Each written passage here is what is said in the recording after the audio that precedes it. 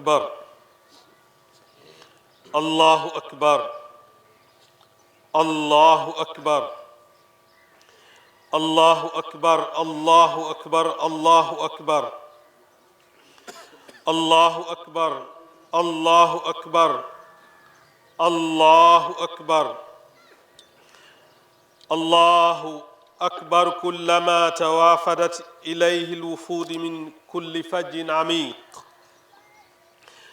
الله أكبر كلما لبى الحجيج بشعار التوحيد والتوفيق.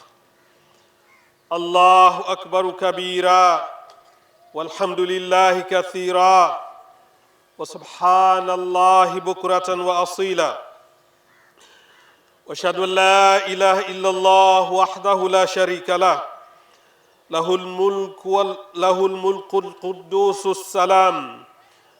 وأشهد أن محمدًا عبده ورسوله أزكى الأنام وخير من طاف بالبيت الحرام، صلى الله وآله وبارك عليه وعلى آله وأزواجه وأصحابه أئمة الأعلام والتابعين ومن تبعهم بإحسان ما تعاقبت نور والظلام، وسلم تسليما كثيرا. أما بعد، فيا معشر المسلمين، أوصيكم وإياي بتقوى الله تعالى. اتقوا الله وأطيعوه كثيرا وسبحوه وتزودوا، فإن خير الزاد التقوى، واتقوني يا أولي الألباب. أيها المؤمنون، أسعد الله يومكم هذا وبارك عيدكم وأدام أفراحكم العيد. العيد أنس وبهجة وتعاطف ومحبة ونفوس ورحمة متواصلة، فهنيئة بعيدكم وصلوا أرحامكم واشكروا ربكم أن بلغكم هذه الأيام، واكثروا فيها من ذكر الله وتكبيره. ففي صحيح المسلم كان عمر رضي الله عنهما يكبر في قبته بمنى، فيسمع أهل المسجد فيكبرون بتكبيره.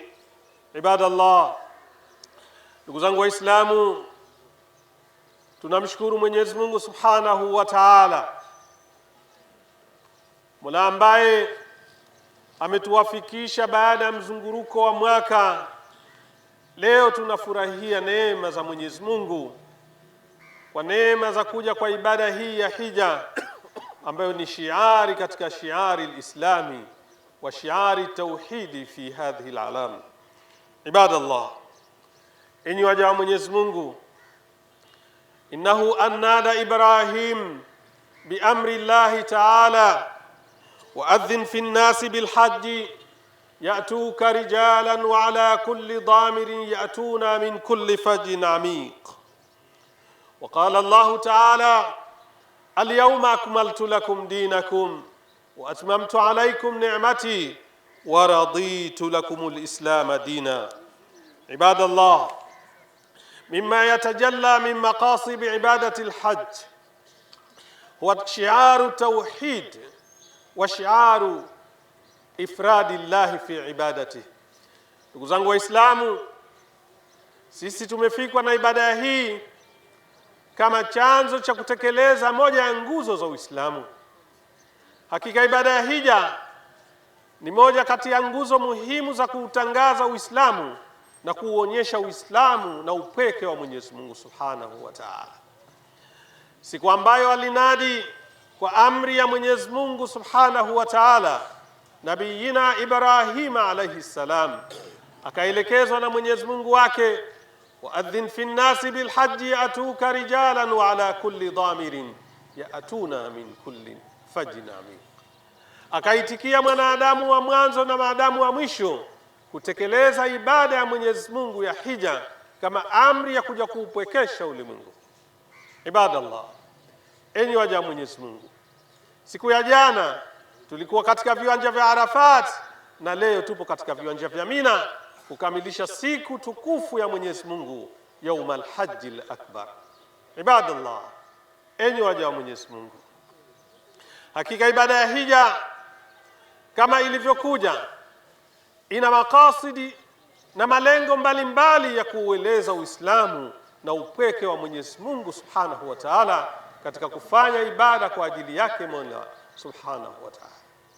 Ibadallah, hakika malengo ya ibada ya hija pamoja na kwamba ni tauhidi, imekuja na mafundisho mengi sana katika Uislamu. Moja katika kitu muhimu sana katika ibada ya hija ni uteremsho wa aya ya Mwenyezi Mungu isemayo, Al-yawma akmaltu lakum dinakum wa atmamtu alaykum ni'mati wa raditu lakum al-islam dina. Bwana mmoja wa Kiyahudi alitoka baada ya kuisikia aya hii, akamwelekea na kumfuata Umar ibn al-Khattab radhiyallahu anhuma. Alipofika akamweleza, ya amira al-mu'minin Umar ibn al-Khattab, laqad nazalat fikum aya law nazalat fina ma'ashara al-yahud latakhadhnahu 'ida. Umar, nakueleza mmeshushiwa aya katika kitabu cha Mwenyezi Mungu ambayo ingeshushwa kwetu sisi makundi ya Mayahudi, tungeifanya aya hiyo ni sherehe na wakati wa kumshukuru Mwenyezi Mungu kwa ukamilifu wake Mwenyezi Mungu. Umar ibn al-Khattab akamuuliza, wa ayu hadhihi al-aya, aya hii ni aya gani? Fatala dhalika al-yahudi, al-yawma akmaltu lakum dinakum wa atmamtu alaykum ni'mati wa raditu lakum al-islam dina. Hakika siku ya leo nimekamilisha dini yenu na nimeridhia Uislamu kuwa ndio dini yenu. Al-yawma akmaltu lakum dinakum, katika siku ya leo nimeikamilisha dini, na katika siku ya leo nimekamilisha neema zangu na nimeridhia nyinyi kuwa Waislamu ndio dini yenu kwa Mwenyezi Mungu. Faqala Umar radhiyallahu anhuma, akasema kiongozi wetu Umar, innani la a'lam, hakika mimi ninajua, mata nazalat, wakati gani ilishuka, wa fi ayi buqatin nazalat, na katika ardhi gani ilishuka aya hii. Faqala Umar radhiyallahu anhuma, innaha nazalat fi ashiyati yawm Arafa, hakika hii ilishuka katika mchana wa siku ya Arafa. Aya hii ilishuka katika siku ya Arafa, katika viwanja vya Arafa, katika siku ya Ijumaa, siku ya mwisho siku ya haji ya kutekeleza ibada yetu. Ibadallah, enyi waja Mwenyezi Mungu, ridhieni ya kwamba Mola wenu amewakamilishia neema zake kwenu, ala fashkuruhu, mshukuruni Mola wenu. Ridhieni ya kwamba Mungu amewatafutia na kuwachagulia dini ya Kiislamu, fatamasaku bidini, kamateni na dini hii hanif, dini takatifu ya Mwenyezi Mungu. Ibadallah, enyi waja wa Mwenyezi Mungu, hakika sisi tusemapo na tunaponadi labbaik Allahumma labbaik, innal hamda wan ni'mata lakal mulk la sharika lak. Maana yake labbaik Allahumma, Mwenyezi Mungu, nimeitikia wito wako, nimeitikia wito wako wa kuja kuitembelea nyumba yako tukufu, nimeitikia wito wako wa kunyenyekea kwako Mola Subhanahu wa Ta'ala. Hakika wewe ni Mola wa shukurani, innal hamda, shukurani njema, wa neema, na neema, lakal hamdu, ni kwako wewe, na shukurani na upeke na utakatifu ni wako. Ibadallah, enyi waja wa Mwenyezi Mungu, kitu muhimu sana kinachotangazwa na Waislamu wakati huu ni utangazo wa upweke wa Mwenyezi Mungu, ukubwa wa Mwenyezi Mungu. Na ndio maana Mtume sallallahu alaihi wasallam akasema, ma min ayamin al'amalu salihu fihi alamalu salihu fihinna ahabbu ila Allah min hadhihi alayam. Enyi waja, kwa hakika ya umma huu umepewa fadhila nyingi na umepewa neema nyingi na zimefunguliwa milango mingi ya kheri na neema kwa Mwenyezi Mungu. Kabla ya kisimamo hiki, Mwenyezi Mungu alitutangulizia masiku 10 matukufu ambayo tuliishi kwake Mwenyezi Mungu Subhanahu wa Ta'ala, tukifanya kheri ambayo yanaenda kwa Mwenyezi Mungu Subhanahu wa Ta'ala, yanaenda katika mizani zetu za wema. Ibadallah, enyi waja Mwenyezi Mungu, hakika katika kitu bora mlichowahi kupewa na Mola wenu ni kupewa siku 10 tukufu ambazo Mungu alifungua kwenu kheri kubwa sana wakati mlipotakiwa kurejea kwa Mola wenu. Hakika siku 10 tulizozimaliza na fadhila ziliomo katika siku 10 tulizozimaliza ndio siku bora za usiku na mchana katika ulimwengu, tangu Mwenyezi Mungu alipoumba ulimwengu na mpaka utakapoishia ulimwengu. Hakika siku 10 hizi tulizozitumia zilikuwa bora kwa fadhila kuliko Lailatul Qadri ambayo tumetangulia kuitumia miezi 2 iliyopita katika mwezi mtukufu wa Ramadhani. Ibadallah, enyi waja Mwenyezi Mungu, zijapo siku hizi haziachwi peke yake zikaenda zikapita, kwani siku zinaenda na hazitorejea. Utukufu wetu ni siku zetu, utukufu wetu ni fadhila ya Mola wetu, utukufu wetu ni dini yetu. Ibadallah, enyi waja Mwenyezi Mungu, hakika siku hizi ambazo tumezipita zilikuwa ni siku ambazo sisi tumefunguliwa kwa Mwenyezi Mungu Subhanahu wa Ta'ala milango ya msamaha, milango ya neema na milango ya kumuomba Mwenyezi Mungu Subhanahu wa Ta'ala. Ibadallah, ala fakthiru finna, fanyeni sana zijapo siku hizi at-takbiri wa tahmidi wa tahlili. Semeni sana Allahu akbar, semeni sana alhamdulillah, semeni sana la ilaha illa Allah. Ibadallah, hakika maneno haya ya tauhidi ndiyo maneno matukufu zaidi yanayowahi kusemwa katika mgongo wa dunia. Qala Rasulullah sallallahu alayhi wasallam, khairu ma qultu ana wan nabiyuna min qabli la ilaha illa Allah wahdahu la sharika lah, lahul mulku wa lahul hamd biyadihi alkhair wa huwa ala kulli shay'in qadir. Hakika kama mitume waliwahi kutamka neno bora katika mgongo wa dunia, kama Muhammad aliwahi kusema neno bora katika mgongo wa dunia, ni la ilaha illa Allah, Allahu akbar, walillahi alhamd. Ndugu zangu Waislamu, tamko hili lenye matamko matatu, Allahu akbar, alhamdulillah, la ilaha illa Allah, ibaratun ani tauhidi, ni ibara ya tauhidi ya kumpwekesha Mola Subhanahu wa Ta'ala, ibara ya kukamatana na tauhidi luluhia, ibara ya kumatana na tauhidi rububia, ibada ya kukamatana tauhidu asmaullahi wa sifatih. Wabiha, na kwa matamko haya ndiyo ulimwengu ukasimama, ndiyo dunia ikatandikwa, ndiyo wanadamu wakaengezwa wakaenezwa katika mgongo wa dunia.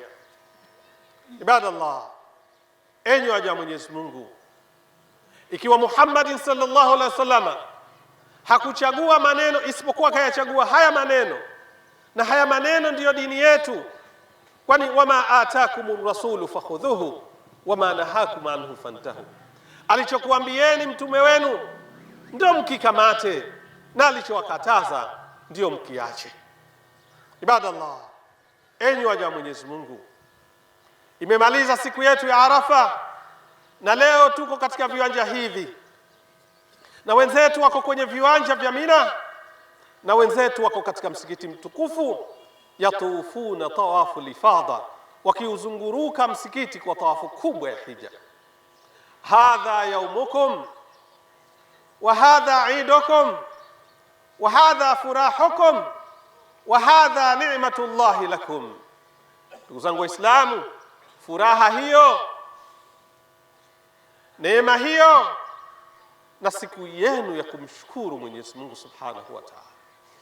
Hadha yaumul hajjil akbar, leo ndo siku ya hija kubwa, ndio kilele cha matendo makubwa ya ibada ya hija. Kwani leo wenzetu wako katika kufanya katika matendo manne ya ibada ya hija. Asubuhi hii afadhu bil baitil haram, wamemiminika katika nyumba tukufu ya Mwenyezi Mungu, kama alivyosema Mwenyezi Mungu, thumma afidhu min haythu afadha an-nasu wastaghfirullah, kisha miminikeni katika rihabi ya Maka kama ambavyo walifanya kabla yenu watu wengine. Ibadallah, enyi waja Mwenyezi Mungu, tendo la pili watakalolifanya mahujaji wetu leo ni kutufu, ni kuzunguruka nyumba tukufu ya Maka, kuizunguruka kama sehemu ya nguzo ya ibada ya hija. Tendo la tatu ambalo mahujaji wetu wanaenda kulifanya, wanaenda kuchinja vichinjwa vyao kama walivyoamrishwa na Mwenyezi Mungu Subhanahu wa Ta'ala.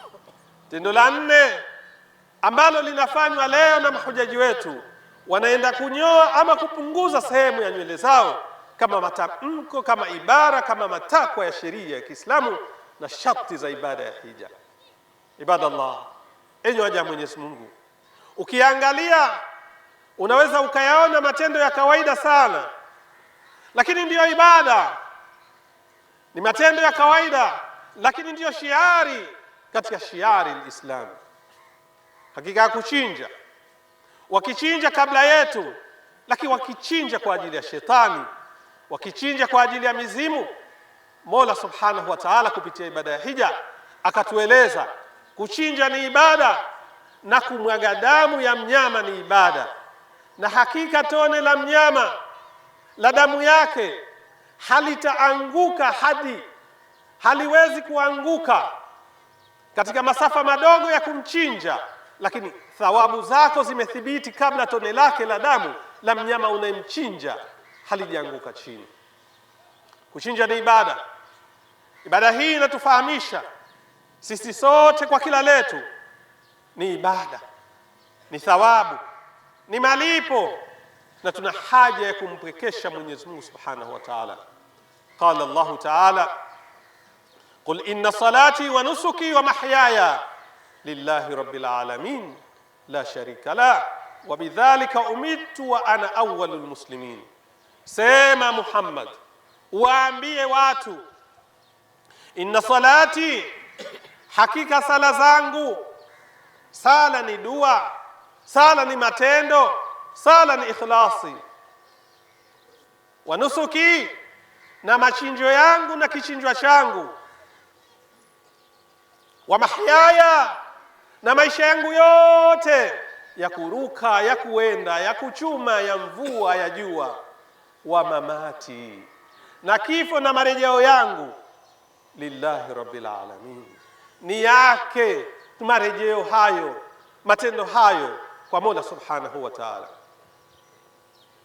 Na kwa maana hiyo umirtu, nimeamrishwa mimi, tumeamrishwa sisi tuwe wa mwanzo katika Uislamu, katika himma ya kukamata maalim al-islami wa maalim ad-din. Ibadallah, tuende tukasali kwa ajili ya Mola, tuende tukachinje kwa ajili ya Mola, tuende tukaishi kwa ajili ya Mola, na vifo vyetu viwe kwa ajili ya Mola. Ibadallah, kila ibara ya hija inatukumbusha safari yetu ya kwenda kwa Mola wetu siku ya kukutana naye. Ibadallah, enyi waja wa Mwenyezi Mungu, haya ni katika mafundisho na maqasidu ibadati al-hajj. Lakini miongoni mwa mafaida na mafundisho ya hija ni kuonyesha kwa kiasi gani Mola Subhanahu wa Ta'ala babu was'ata ghufranihi lilibadi, ni kwa kiasi gani Mwenyezi Mungu hana haja ya kuwaadhibu wala kuwaonea umma wa Kiislamu. Qala, kasema Nabii Allah Muhammad sallallahu alaihi wasallam, alhajju mabruru, alhajju mabruru laysa lahu aljazaa illa aljanna. Hija iliyofanywa kwa mali na fedha za halali na iliyofanywa kwa utaratibu wake haiwezi kuwa na malipo yoyote isipokuwa pepo ya Mwenyezi Mungu. Ibadallah, man hajja, mwenye kufanya ibada ya hija, walam yarfuth walam yafsuq, asitukane na asifanye matendo ya kutoka katika utii wa Mwenyezi Mungu, rajaa kayaumin waladatu ummuh, atarejea kwa watu wake kama siku alozaliwa na mama yake. Sote hatukuwa na dhambi siku ambayo tumezaliwa na mama zetu. Mahujaji wetu watarejea katika nyumba zetu hawana dhambi, wamesamehewa kila kitu na Mola Subhanahu wa Ta'ala. Ala ma min ayamin wa ma min yawmin akthar ma yu'tiqu Allahu ibadahu min hadha al-yawm. Hakuna siku bora ambayo Mwenyezi Mungu huwaachia huru wanadamu na moto wa jahannam kuliko siku ya jana, siku ya Arafa. Ala, zindukeni maashara almuslimin, innahu man zuhziha anin nari faqad faza. Mtu ambaye atabahatika kuachwa huru na moto kwa msamaha wa Mwenyezi Mungu, kwa hakika huyo amefuzu. Wa dhalika alfawzu alazim, na huko ndiko kufuzu kuliko kuwa kukubwa. Ndugu zangu Waislamu, hadhihi mimma yatajalla min maqasidi alhajj. Haya ni baadhi tu ya mambo mengine ambayo yamekaa wazi wazi kufahamu kama malengo ya hija yalikuwa kitu gani. Ibadallah, enyi wa Mwenyezi Mungu, alaikum bihusni dhann, kazi yenu kuwa na fikra njema juu ya Mwenyezi Mungu. Wa inna ladaihi la tataadhamu dhunub, kwake Mwenyezi Mungu hakuna madhambi makubwa ambayo yeye Mwenyezi Mungu hawezi kuyapokea ikiwa mtu atarejea kwa Mwenyezi Mungu kikweli kweli. Ibadallah, inna hadhi ataya Allah ilaikum, haya ni mapenzi ya Mwenyezi Mungu aliyokupeni katika rehema zake. Ala fahwahiduhu, mtukuzeni na mfanyeni peke yake anayestahiki kuabudiwa. Inna hadhihi ummatukum, ibadallah, hakika nyinyi, inna hadhihi ummatukum, hii ndiyo dini yenu, wa hiya ummatan wahida, na dini yenu ni moja, na mtume wenu mmoja, na mitume wenu wote wamekuja kuhubiri dini hii. Ala fa'budu, muabuduni Mola huyo. Inna hadhihi ummatukum ummatan wahida wa ana rabbukum fa'budun. Allahu akbar, Allahu akbar, Allahu akbar.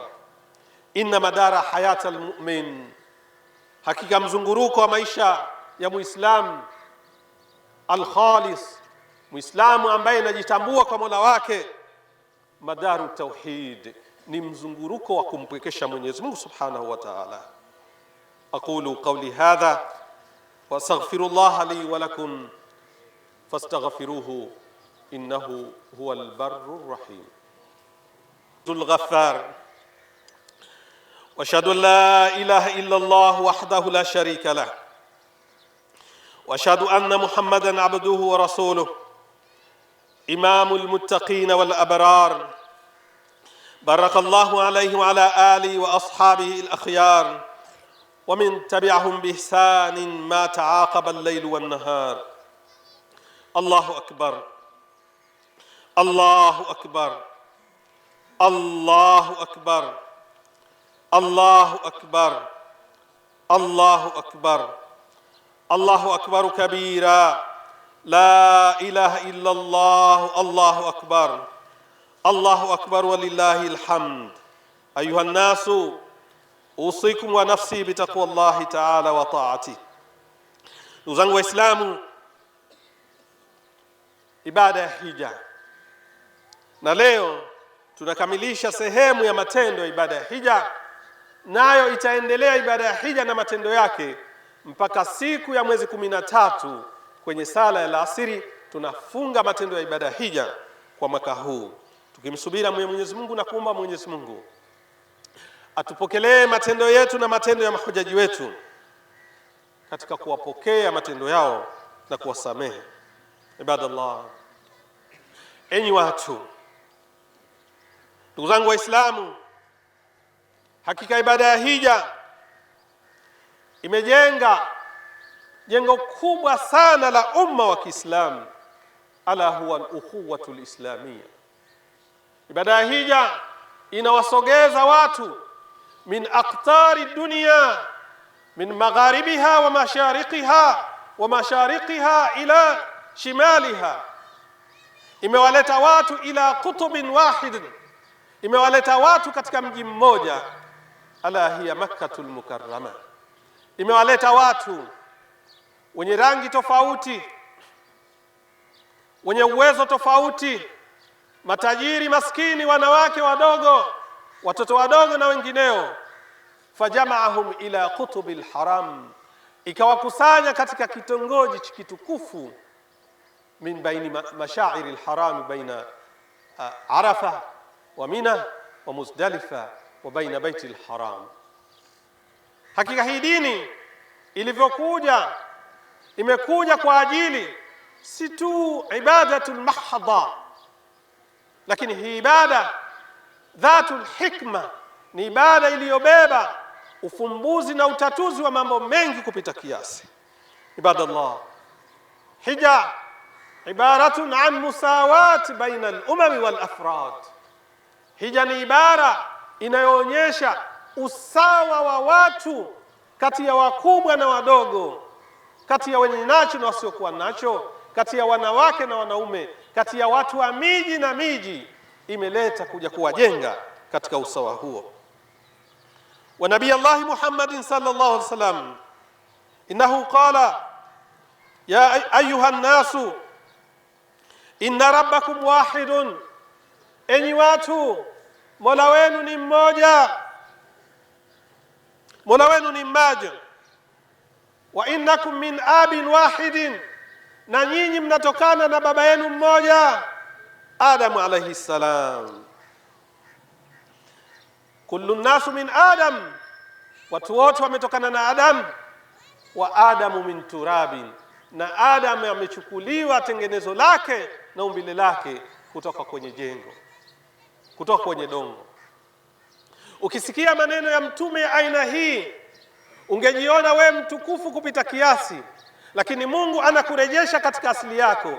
Wa inna Adam min turabin, Adam katoka katika dongo. Fa anta last shi, wewe si kitu chochote, illa tattaqillaha, kama hutamcha Mwenyezi Mungu subhanahu wa ta'ala. Ala, enyi watu, la fadla li arabiyyin ala a'jamiyyin, hakuna mbora Mwarabu kumdharau asiyekuwa Mwarabu, wala ajami, wala asiyekuwa Mwarabu si mbora akawa mbora juu ya Mwarabu. Wala al-abyad ala al-aswad, wala mwenye rangi nyeupe si mbora mbele ya mtu mweusi. Wala al-aswad ala al-abyad, wala mweusi si mbora mbele ya mtu mweupe. Ala illa bitaqwallahi ta'ala, isipokuwa ubora atakaouchuma mwanadamu ni kwa yeye kujikurubisha kwa Mola subhanahu wa ta'ala. Ibadallah, Allahu akbar, Allahu akbar, Allahu akbar, Allahu akbar walillahi alhamd. Allahu akbar kabira walhamdulillahi kathira wa subhanallahi bukratan wa asila. Innal hajj tudhakkiruna Ibada ya hija inatukumbusha mafata, yaliyotupita kwa siku za nyuma, wa ma huwa atin, na yale yajao katika kuikabili siku zetu zijazo. Ala, ndugu zangu Waislamu, dhalika ma huwa fadlullahi wa nawailih, dhalika fadlullahi wa nawailih, haya ni katika mema na matukufu ya Mola aliyowaletea nyinyi wanadamu fi hayatikum. Hiya fursatun uluhiyya, ni fursa ya kimola, mina tauba, mkapata nafasi ya kupenyeza toba zenu, wa ghufrani, na kutafuta msamaha, ma qad fata fikum fi sanati salih. Ibadallah, enyi waja wa Mwenyezi Mungu, wakati tunasimama hapa na wakati tunataka kuondoka, ni vyema tukajikumbusha mengi yanazunguruka maisha yetu na mustakbali wetu. Ibadallah, enyi waja wa Mwenyezi Mungu, innahu mimma fata fikum, hakika yale ambayo yamepita kwenu, mimma kana au mimma kuntum tusamuna, ni katika yale ambayo pia mliyaita al-intikhabat, mkayaita wenyewe uchaguzi, mkayaita vyovyote mlivyoyaita. Haya yaliwapita katika mji wetu. Hakika uchaguzi ulileta furaha na ukaleta majonzi kwetu. Ibadallah, enyi waja Mwenyezi Mungu, yatokeapo matendo kama yale, yaangalieni bitamaunin watafakkurin ala dhalika ulul albabi. Hakika unapoyangalia matendo kwa macho mengine, ndio wewe unakuwa Muislamu. Ibadallah, hakika wakati ule wa kitu kile kilichoitwa uchaguzi, atalna asma Allah wa sifati wa atalna dina, tulienda tukaichezea dini ya Mwenyezi Mungu, tukaichezea majina ya Mwenyezi Mungu katika misikiti yetu na katika hadhara zetu na katika kampeni zetu, tukayakufuru sana assalamu wa haq, majina isma, majina ya Mwenyezi Mungu, ismani min asma'illah, yalienda kuchezewa sana. Na kwa bahati mbaya, untuhikati hadhi hurumati fi masajid, watu walienda kumtukana Mwenyezi Mungu hata katika misikiti. Walba'd, na baadhi yao, man hum mutaamadun, ni wale ambao wanategemewa na jamii kuivusha wakati wa shida na wakati wa mizozo.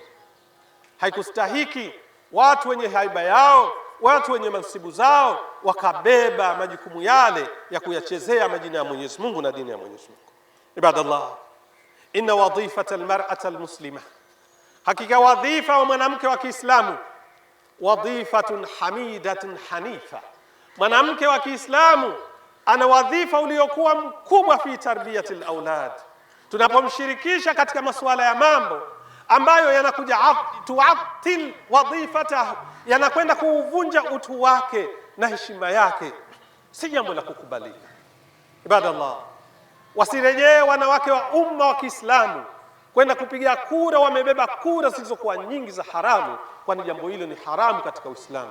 Ibadallah, mwanamke wa Kiislamu amina, lasta khaina, mwanamke ni mkamilifu, na ndio mahali kubwa sana tunaporejea sisi katika malezi ya watoto wetu.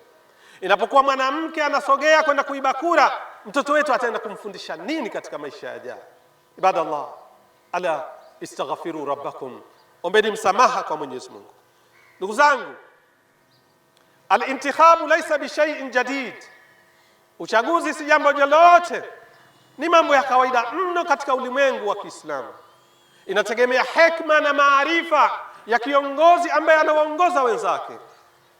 Hadha Abu Bakari as-Siddiq radhiyallahu anhu, wa hadha Umar ibn al-Khattab radhiyallahu anhu, wa hunaka mata Rasulullah sallallahu alaihi wasallam. Man ummat al-Islam, al-Ansar ala janibin wa al-Muhajirin ala janibin. Ansari wanasema wao watoe khalifa wa umma wa Kiislamu, walmuhajirina wanasema watoe kiongozi wa umma wa Kiislamu. Wakakaa fi Saqifa, fi bani Saqifa, fi hadiqati Saqifa, fatashawara bainahum hatta ittafaqu ala dinillah. Wakakaa mahali wakakubaliana katika bani Saqifa, muhajirina wa ansar, wa mudawaratun bainahum wa diplomasia bainahum, yakaenda mazungumzo kati yao mpaka ikathibiti tukamtawalisha Abi Bakarin radhiyallahu anhu. Abu Bakari akachukua usukani wa kuiongoza dola ya Kiislamu. Hawakupigana, hawakuuana, hawakupelekea majanjawidi wala mazombi, walikuwa wastaarabu. Kulluna, sote Waislamu, kwa nini tugombane? Kwa nini nufakik umma? Kwa nini umma tunaupasua? Hadhi Zinjibar, hii taifa letu Zinjibar, la yajuzu an nufakikaha, haifai kuikatakata vipande nchi yetu kwa sababu ya uchaguzi. Ibadallah, enyi waja Mwenyezi Mungu, hakika haya majambo yanapotokea, rejeeni na mrejee Qur'ani. Ij'alil Qur'ana marji'akum, irejeni Qur'ani kama mahali pa kuanzia yanapowafika matatizo. Ala laqad taraktu fikum, nimekuachilieni ma in tamassaktum bi, vitu ambavyo mkikamatana navyo lan tadillu ba'di, hamtopotea. Kitab Allah wa sunnati, na mwendo mwema wangu mimi. Ibadallah, wa amruhum shura bainahum, yanapotokea majambo mazito watu waje katika shura. Yauman an khataba an-nasu, siku ambayo Abu Bakari anawahutubia watu. Awalu yaumi, siku ya mwanzo ambayo anataka kupewa bai'a katika msikiti mtukufu wa Madina. Qala, alisema ibara ambayo ingetumika kwa watu hadi leo taifa hili lingekuwa katika umoja. Qala radiyallahu anhu, wulitu alaikum, nimewatawala mimi kuwa kiongozi wenu, mmenitawalisha, mmeniweka. Walastu bi khairikum, lakini mimi siye mbora wenu. Wulitu alaikum, mimi na uchukua uongozi wa nchi. Walastu bi khairikum, lakini mimi siye bora. Fa in, mimi nikibakia katika njia ya Mwenyezi Mungu, fa in asabtum, nikipatia faqawimuni, nisaidieni katika kazi ya uongozi. Wa in asatum, na nikikosea fasahihuni, niwekeni katika njia iliyonyoka.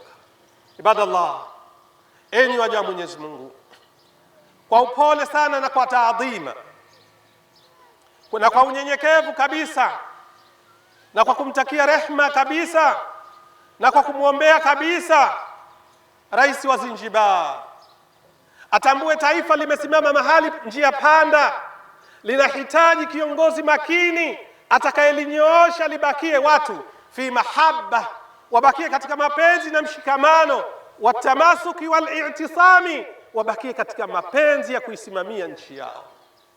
La yajuzu, haitafaa kwa kiongozi an yudafia masaliha firqa, kwa ajili ya kusimama kulinda maslahi ya kundi katika makundi. Haramun kwa kiongozi an yudafia limaslahi firqatun min firqatihi au dhalama min dhalamatihi, au kuomba maslahi. Siku zote kiongozi cha kwanza aseme almaslahatu lilumma, maslaha ya umma. Nikuombe kiongozi wangu, nikuombe rais wangu, maslaha laisa lilfirqa, maslaha si ya kundi, maslaha ya umma.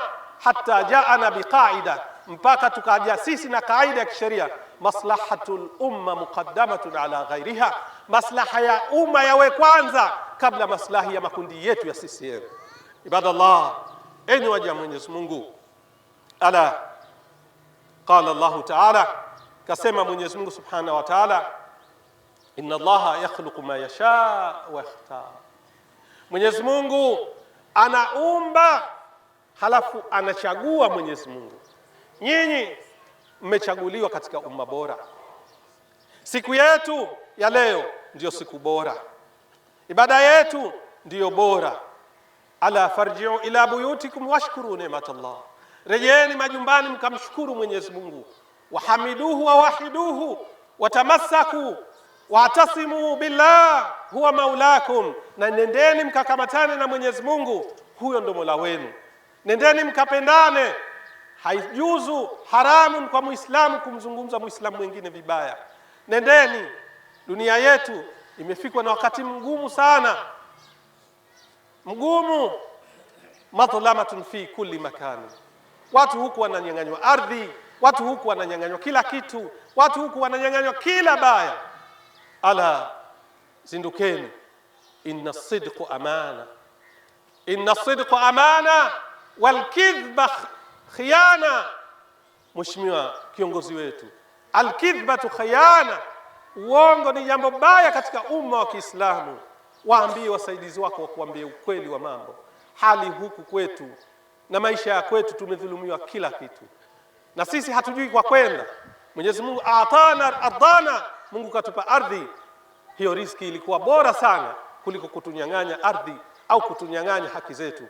Ibadallah, enyi waja Mwenyezi Mungu na enyi ambao mmepewa dhamana katika mji huu, ndugu zangu masheha wangu, ndugu zangu watu wengine, hadhi umma, huu umma utaenda kwa Mwenyezi Mungu, wa antum satusaluna anhum, mtaulizwa kuhusu watu hao. Njoni tufanye mazungumzo, njoni tufanye vikao vya kheri, njoni tuwaunganishe watu wamjue Mungu wao, tuwatatulie shida zao ili na wao wabakie binadamu kama binadamu wengine.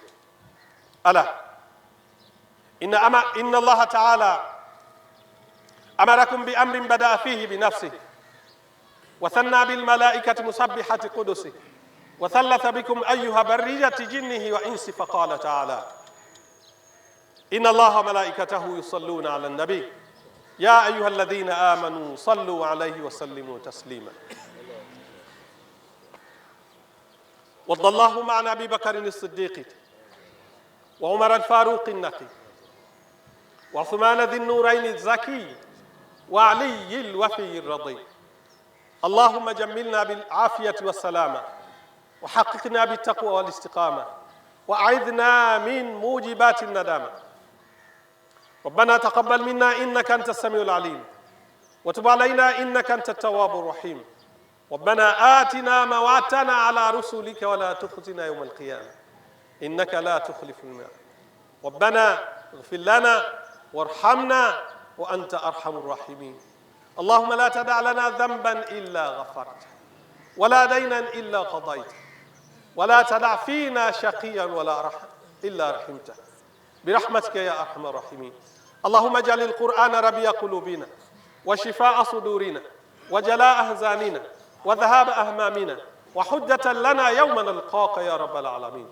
اللهم سلم الحجاج والعمار وزائر قبر نبيك رسول صلى الله عليه وسلم.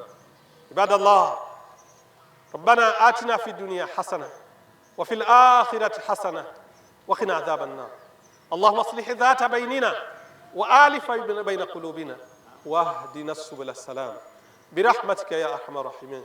عباد الله، اللهم إنك حافظ فاحفظنا وإنك رازق فارزقنا وإنك راحم فارحمنا وإنك ناصر فانصرنا وانصرنا وانصر إخواننا في كل مكان وانصرنا وإخواننا في فلسطين وانصرنا وانصر إخواننا في إيران وانصرنا إخواننا في كل مكان يا رب العالمين. إنك رؤوف، إنك كريم، إنك عزيز ذو انتقام يا رب العالمين. انتقم عنا عدونا يا رب العالمين برحمتك يا ارحم الراحمين.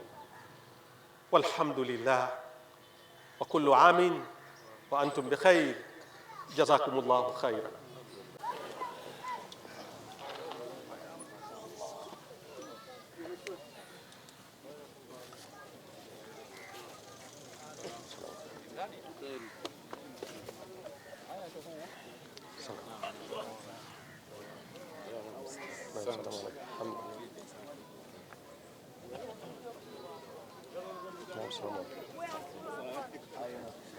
Mwenyezi Mungu Subhanahu wa Ta'ala alivyotupa neema ya kusanyika hapa kushukuria neema zake na kukamilisha idi hii yaUdha. Kwanza labda nisahihishe kidogo, wengi wasema Idi al-Hajj, Idi al-Udha inaitwa hasa Idi al-Udha. Wengi tumekusanyika, alhamdulillah, amina. Nimehisi kama kwamba leo mkusanyiko ulikuwa mkubwa zaidi kuliko siku nyingine, Na kwa kweli hutuba zilizosomwa zote mbili zilikwenda katika maeneo yaliyohusika. Hutuba ililenga maeneo ya yote yanayohusiana na hija, lakini hasa ikagusia utukufu wa siku ya leo, lakini pia imegusa uhusiano na mwafikiano ya jamii ya Zanzibar kwa ujumla. Ni jambo muhimu sana. So moja ya mambo muhimu yanotakiwa hapa kwetu katika dini kwa ujumla ni mshikamano wa watu, mshikamano wa watu. Mwenyezi Mungu Subhanahu wa Ta'ala amesema watasu bihablillahi jamia watafarraku. Sasa hatuwezi kuwa Mwenyezi Mungu atuamrisha sisi tukaenda kinyume chake. Ili moja ya mambo muhimu sana ya kuhimiza mshikamano wa jamii, sio ya Kiislamu tu basi ya Zanzibar kwa ujumla, lakini masuala mengine yanazungumzwa, mfano masuala ikiwa yapo yametokea yameonekana kwa uwazi kabisa ya dhulma ya watu iliyofanyika yoyote, basi ni bora katika hiyo mshikamano na uliozungumzwa au ulioelezwa ni vyema ufanyiwe suluhu yafikie mwisho. Kubwa zaidi baada ya hapa ndio liloelezwa kwamba turejee kwa Mola wetu Subhanahu wa Ta'ala kwa toba na kwa kila kitu ambacho kinastahili kurejea kwa Mola wetu, kutaka msamaha, kutaka maghfira. Lakini niongezee zaidi tu kwamba tuwashikeni vizuri watoto wetu ili wawe viongozi bora wa baadaye. Maana ikiwa kuna dhulma zinafanyika, huenda ikawa kwa sababu ya ujinga wa wale viongozi. Ujinga wani? Si ujinga wa elimu ya kwa daktari, profesa, lakini huenda ikawa ujinga wa elimu ya dini ni ndogo. Ndio maana yatokea. Na naamini hivyo. Sisi tuliosoma mambo ya dawa ya Kiislamu tunajua kwamba wanasema hivi, ukiona mapungufu ya maendeleo ya jamii, tatizo wanaohusika kuisimamia jamii hawajafanya kazi yao sawa sawa. Sasa ikiwa hawana taaluma ile hawezi kuifanya kazi yao sawa sawa. Tumshukuru Mwenyezi Mungu kwa kutujalia kufika siku ya leo, siku ya Eid al-Hajj, na tumeweza kuswali swala yetu hii katika viwanja hivi vya Nungwi Hamburu. Hatibu amegusia mambo mengi sana siku ya leo, yakiwemo masuala mazima ya kiongozi wetu kuweza kusimamia haki pamoja na kuweza kuleta maridhiano katika jamii na kuweza kuweka jamii katika hali ya pamoja ili jamii iweze kushikamana. Hili ni jambo jema sana, kwani hakika katika maeneo yetu haya watu wamekuwa wakidhulumiwa katika nyakati mbalimbali. Hasa ni vyema viongozi wetu wakaendelea kusimamia haki ili jamii iweze kutengamana katika hali ya misingi ya haki na katika hali ambayo itaweza kuwa pamoja siku zote. Ninawashukuru sana. Tumezungumziwa mengi katika khutba na katika swala pia tumenufaika na faida nyingi. Kwa hakika tumepata ujumbe ambao unaweza ukatusaidia kutoka leo hadi kufikia Eid ijayo. Maneno aliyozungumza khatibu yalikuwa ni mazito na yenye mashiko. Kwa hakika tukiyachukua na kuyatumia vizuri, basi tutafanikiwa kutoka hii leo mpaka hata kwa Mwenyezi Mungu inshallah.